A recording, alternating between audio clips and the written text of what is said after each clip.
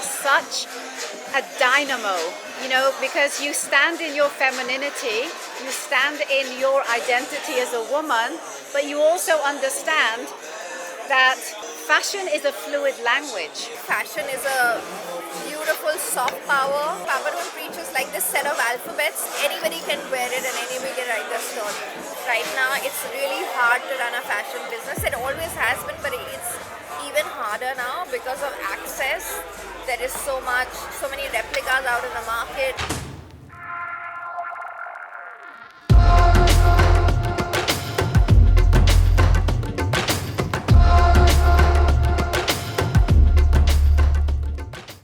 Shubhika, oh my gosh, you're in Toronto, Canada.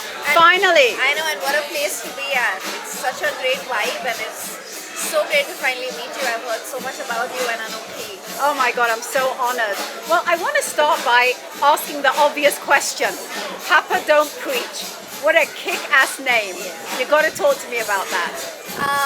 It was pretty straightforward. So 19-year-old me knew that the brand name had to come from a song, because at that age and even right now, music drives us creative folks. So I just sat with my playlist, and there were two songs that I was going between. One was Lucy in the Sky and the other was Papa Don't Preach.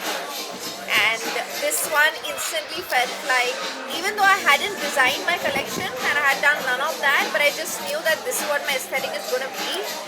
It's more than, people often say it's about rebellion, but more than that, it's just about having the confidence to really, really express yourself. So for like a young Madonna to be saying Papa Don't Preach, and at that time, papas are like, especially your Punjabi girls, they're a figure that we're really like both love and are terrified of. So for me, that was a really good source point to start with, to just really believe in my own inner voice and really be confident to express myself through my work. So that's why the song. And it's so interesting because it's so fitting, not just from the Madonna angle, because what better role model for women and feminism than Madonna, but also when you look at Papa Don't Preach and you look at our culture, you look at our women, you look at our girls, right? We are constantly taught to fit in a box that fits the status quo of our traditional culture. But your brand is defying that without insulting the culture. So let's talk about that a little bit. Can you share what is the message for women and for girls when they come to your brand, which is bold and is unapologetic, and from my perspective, it exudes confidence? Absolutely. So I'm just going to speak as a woman. I don't think that any of us are completely confident in ourselves. Perhaps it's our culture, perhaps it's our upbringing, perhaps it's just the state of the world and the women in it. So I think for me, I've always looked at some external sources to kind of give me that kind of energy and the confidence to say, yeah, I can be myself and I can love myself. So I think I found fashion to be that tool to be able to express myself. So no matter who I was being at home or what I was, but when I was at work, when I was creating, that personality, like if you see me at home, I'm a homebody. I don't like to drink, I don't like to go out. I sit at home, I just want my chai and I just want to watch TV. But if you see my brand, it is so out there, so it's almost like an alter ego. It allows me, it gives me a beautiful container that kind of shape shifts with me. So that's what I wanted to give to women, that no matter what point in time you're in your journey, or what your mood is, even in that moment, we've got you. So if you want to feel like a really pretty femme girl, that's absolutely perfect. Like, we're not telling you to be rebellious and in your face. You want to be femme, be femme. You want to be bold, be bold. You want to be colorful, be colorful. You want to be all bold. Just giving permission to women to just express themselves. That's what I think fashion and art and music does. And our culture, if you really look at it, that also kind of does that for women, but we've kind of lost it along the passage of time. And your brand has become so phenomenally globally recognized. Like, I learned about you from my niece who lives in London, England. She got married a couple of years ago and she goes, oh my God, I need Papa Don't Preach, I need Papa Don't Preach. And I'm like, what are you talking about? What are you saying? And she says, have you not seen this brand? And then when I went to it, it was over. She went all the way from London to India to buy you. Wow. So let's talk a little bit about distribution and access to, you know, the jewelry, the clothing. How can people outside of India get access to your brand? I think the past few years, especially right out of COVID, we're seeing wonderful women, especially South Asian women, who are running these partnership stores that we can work with, like Lotus Bloom here in Canada, and we have so many of them just in North America, in Australia, in Philippines, in Hong Kong, in Singapore, and a lot of them are women, so it's just so fantastic to work with them, because I think when you're outside of India, there is that kind of fear of, are we a little too behind in what's really trending, what's really happening. You know, there wasn't so much access to what's current and what Indian designers are really doing at that point in time. But I think post-COVID, we've really seen that, you know, it's been such a, like a rocket ship almost. The speed at which the awareness has gone up, like you meet women now when I travel to the US or I travel here, they're so well informed, they know what they want to look like, they know what they want to wear. So for them to just be able to walk a store where there's a local partner who they know, they trust, they can put a face, to the name, and they can get the alteration done and all of that. I think we're looking for such strong partners everywhere, and we are very lucky that we've been able to partner with about 25 to 30 stores internationally. And of course, there is our website. We ship globally, and we've been doing that. One of the most interesting reasons of why I started, really traveling to, probably I'm sitting in Toronto doing a pop-up now, is because we saw just right out of COVID that our sales were a lot higher in the US than they were domestically, like on our website. Wow. And I was like, and that is when Chrissy Teigen wore us, Paris Hilton wore us, and I was like, what's going on? And at that time, mind you, we did not have a PR agency. We don't have one even right now. So Paris Hilton and Chrissy Teigen happened directly to our Instagrams. So they reached out to us directly. They're stylists, right? So I was like, what's going on? Like sitting in India, I couldn't figure out. That's when I made my first trip to New York, and at an influencer event there, one of the girls, she really actually helped me put it into perspective because I was trying to figure out what was happening. And she said, who did you work with in New York? Was it Nirja? No, I worked with Raj Girn. Oh yes, I know Trisha very well. She's so good. She's so awesome at promoting and creating awareness for And brands. at that point, right out of COVID, I didn't know how do I just go to the US. Like, where do I just go and say, hey, I'm here. So luckily we got in touch with them, and she was like, I can do your shoot, I can do an event for you, and she pulled it off in a week. And I met about 80 wonderful girls there at that event. Last minute, everybody showed up, and that's what I just love about women, especially outside of India, because there is such a strong community, and there is a very India proud moment that I almost had to come here to experience, because sitting back home we're more like, oh, we want to be American and we want to be cool, and all our reels have the English music and the Western music, and the women here are putting all our Desi songs in their reels, and it's truly after I came here is when I also started feeling proud about being Indian. Wow. So I credit that a lot to the women who are doing the work here for platforming Indian beauty, Indian fashion, Indian culture, music, and all of that, because it helped me be really proud of myself. Absolutely. And it's so interesting you're sharing this, because I was just in India earlier this year. I took my son for the first time, and we were in an Indian restaurant, and they were playing Western music, and I'm like, where are the Desi beats? Yeah. And it was really interesting, because with us, we we want the Desi everything because we were brought up here in the. And it's why you traveled all the way. Yes, absolutely. So I'm really curious because I know that your brand is very on purpose. You are here through Lotus Blue. Share a little bit about how you choose your collaborations. Yeah, that is a really good question. I think how this one actually materialized was that we were always doing business with them for the past 3 years. But luckily in March, Jasmeet was down for Fashion Week in India, and we just happened to meet and we just started talking, and it became like a 1-hour meeting. And she told me about her family, and I'm talking about mine, and there was just such great synergy. And she was like, you know what? Why don't we do a pop-up? And I was like, oh yes, because Canada is a market that I haven't explored. I go at least 2 to 3 times to the US, to New York, to LA, but Canada I've never been. And we have such great love coming from here. We see it on our website, we see the traffic all the time.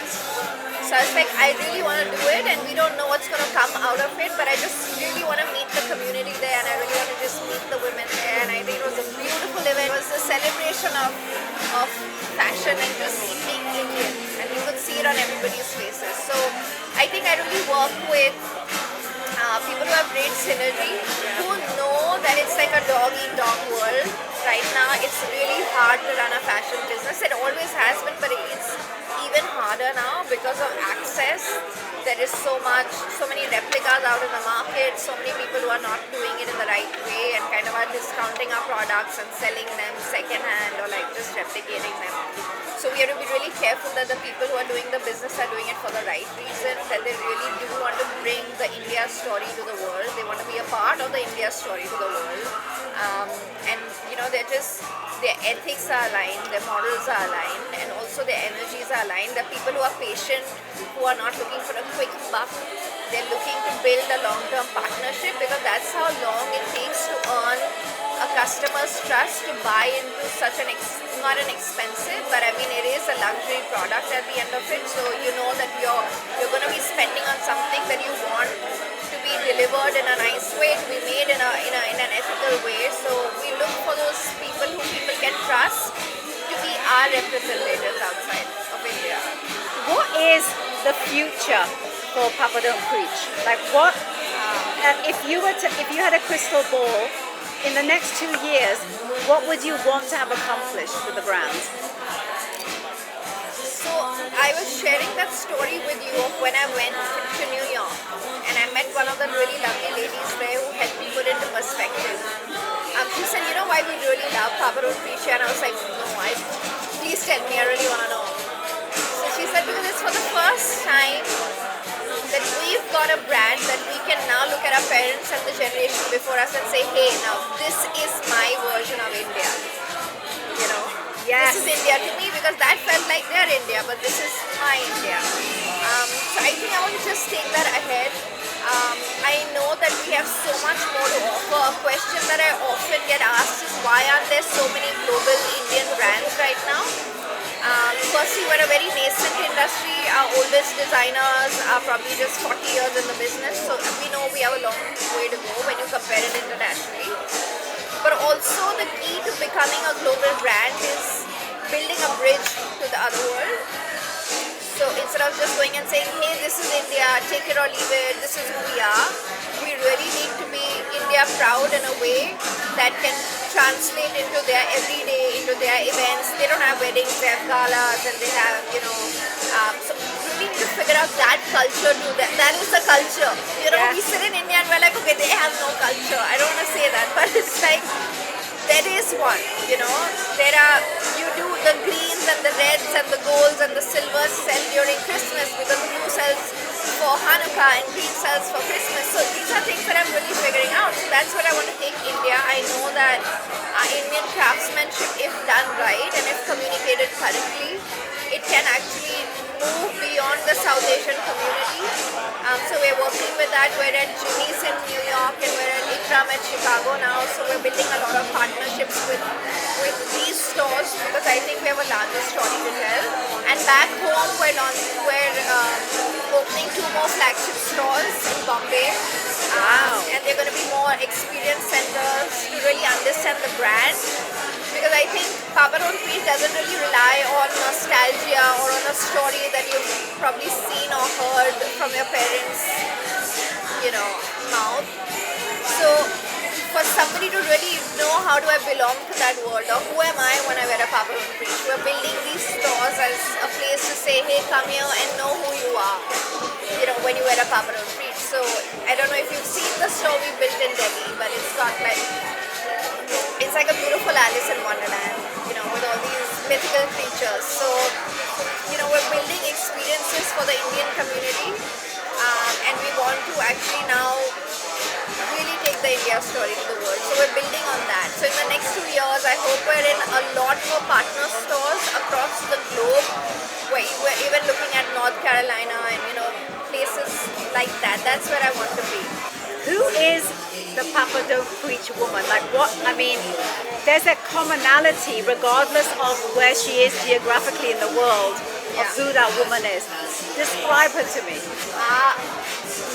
Brand is actually worn by everybody. So even if I'm making a really cute corset, I know that it's going to get worn across the board, across the spectrum. So we're very proud to be that brand. That I think fashion is a beautiful soft power. It is a language that can be understood whether you are American or African. It doesn't need a language, gender, sex is not binding. So I think we really want to lean into that, and we want to create pieces that anybody can wear, and which we are seeing happening. So it's not a woman, but it is a person who just is so excited by the idea of expressing themselves, who doesn't want to blend in, but wants to stand out, doesn't want to be a wallflower, because now we're seeing, if you see the aesthetic, everybody looks the same.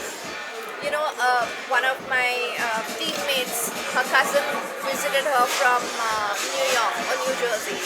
It's the first time she was coming to India, and she came to our office because she wanted to see an Indian office.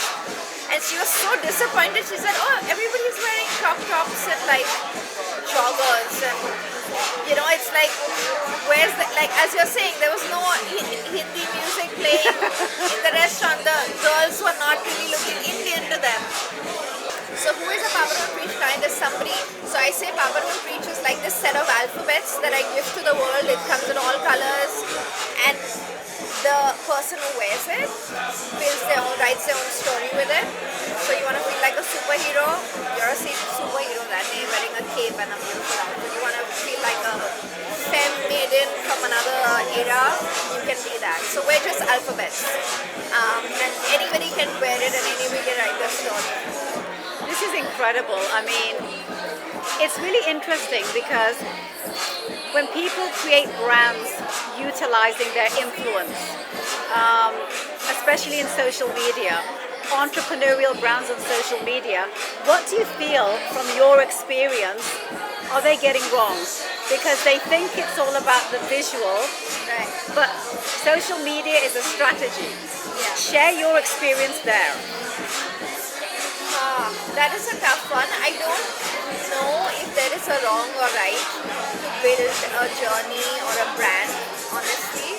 Because every day I walk into the office and I don't know if what I'm thinking is going to go right or wrong. I'm coming to Canada, I don't know if it's going to work out, it's not, right? So I think, that saying that entrepreneurship is just you jumping off the cliff and not knowing if you're going to fall or fly, right? And you build the parachute on the way down. Yes, absolutely. Yeah. So for some brands, the visual storytelling has worked brilliantly. For somebody, the promoter putting themselves first or the founder putting themselves first has worked phenomenally. But at the end of it, it really just comes down to the fact that you're telling somebody to part with their hard-earned money to buy something from you. And if the product is not up to the mark and it's not worth the money you spent, or it's deceptive in a way in terms of quality or design or the service, then it's not going to work. So I think if you just put all of that aside, that ultimately is just noise, but it just comes down to the product, the design, and the service that you're giving the client. Absolutely, And that's what's going to last. absolutely. Yeah. And you're not building an influencer brand. You're building a legacy brand. Yeah. That's the difference, Yeah, right? absolutely. Yeah. Any final words that you'd like to share with everyone watching this across the internet? Perhaps something that maybe I haven't asked you that you feel people need to know about your brand? I just think that this is such a beautiful time actually to be Indian, to be South Asian. And if everybody collectively works towards building the India story, the India to the world story, then we're going to definitely be a superpower.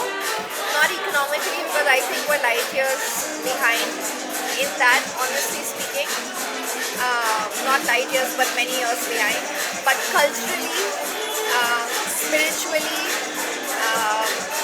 whether it's Ayurveda or our traditional sciences that we have, or the wellness sciences that we have, or fashion, art, culture, we have such a wealth that if done right, and if done with honesty and with patience, because that is key.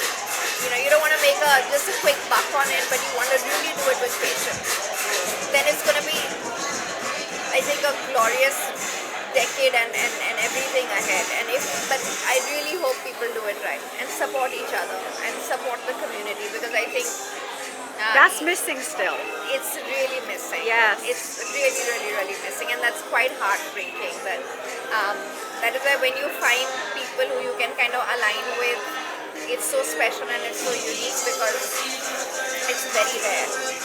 So if you can do it right, and if you can help each other do right, and realize that if today as Sabyasachi is taking us to New York and to Bergdorf, he's opening the way for me. He's not my competition. Right. You know, honestly, to be a first mover is so hard.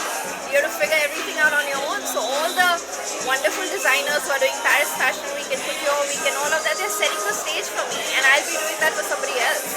So if you can just really appreciate, acknowledge, and respect the interconnectedness of all of us, I think we have a beautiful story to tell and a beautiful fabric to weave. You are such a dynamo, you know, because you stand in your femininity, you stand in your identity as a woman, but you also understand that fashion is a fluid language, Yeah. right? And it helps us identify with who we need to be. And I feel that that is the key differentiator with your brand over many other brands from what I've seen. I wanted to share that with you. Thank you so much. That means a lot, and I'm so happy we've done it despite it all. And I hope that we can actually meet again and do something wonderful together. I can't wait. I cannot wait. Next time you're in Bombay, let me know. 100%. I'll take you to a place with Desi music. Oh my God, I would love that. Thank you so much. But I want to come because I want to see all your clothing in person. Yeah, you should actually come to my atelier and see how our karigars do the work. I would love that. Thank you so much. Thank you. I wish you all the best, and I mean that. I mean that. And Anokhi's here to support you. So just ask.